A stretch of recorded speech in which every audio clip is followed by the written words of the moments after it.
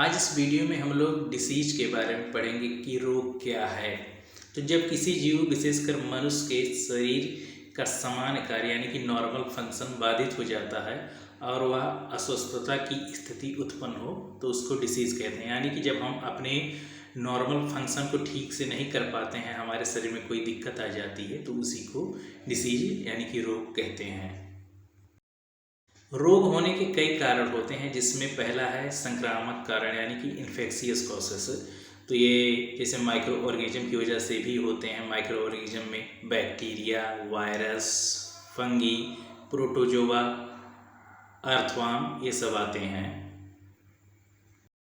कुछ एग्जाम्पल हम बीमारियों के पढ़ते हैं, जैसे कि बैक्टीरिया से टाइफाइड और निमोनिया होता है, वायरस से पोलियो, एड्स और फ्लू होता है, और फफूंदी यानी फंगस से रिंग वर्म होता है, प्रोटोजोआ से मलेरिया और एमीबाइसिस होता है, और कृमि से फाइलेरिया जिसको हाथी पाँव कहते हैं ये होता है।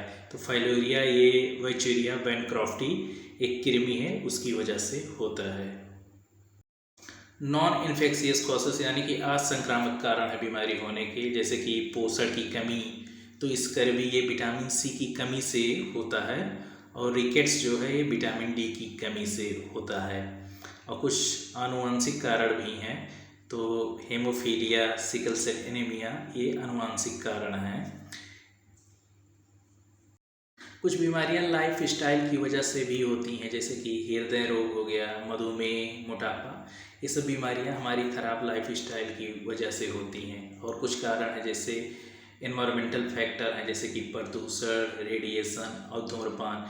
इससे भी कई प्रकार की बीमारियां हमारे अंदर होती हैं।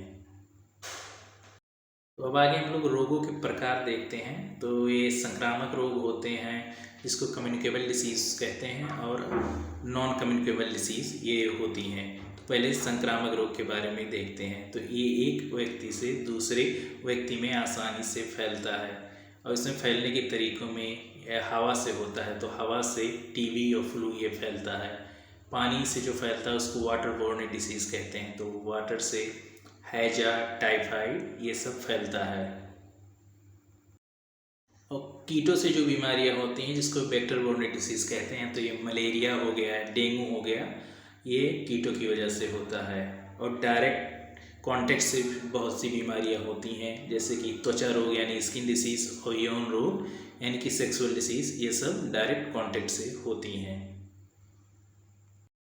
अब नॉन कम्युनिकेबल डिसीज़ देखते हैं। यह एक व्यक्ति से दूसरे को नहीं फैलती है, जैसे कि कैंसर हो गया, डायबिटीज़ हो गया और हाई ब्लड प्रेशर हो गया। ये सब नॉन कम्युनिकेबल डिसीज़ में आती हैं, यानी कि ये एक व्यक्ति से दूसरे व्यक्ति को कांटेक्ट से नहीं फैलती हैं। तो कुछ प्रमुख रोग और उनके कारक के बारे में पढ़ते हैं। तो टाइफाइड जो है ये साल्मोनेला टाइफी बैक्टीरिया की वजह से होता है। निमोनिया स्ट्रेप्टोकोकस निमोनिया की वजह से होता है। और मलेरिया ये प्लाज्मोडियम ये प्रोटोजोआ है उसकी वजह से होता है। ज़्यादातर ये फीमेल एनाफ्लीज मस्कीटो के काटने से होता है।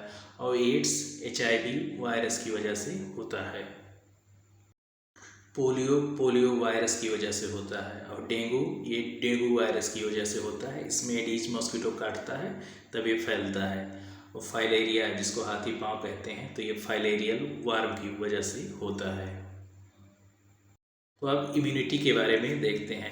इम्यूनिटी दो प्रकार की होती है। एक जन्मजात प्रतिरक्षा यानी कि इम्यूनिटी होती है जो जन्म से मौजूद होती है, जैसे त्वचा, आंसू और वाइट ब्लड सेल्स जो हैं ये जन्म से मौजूद रहते हैं।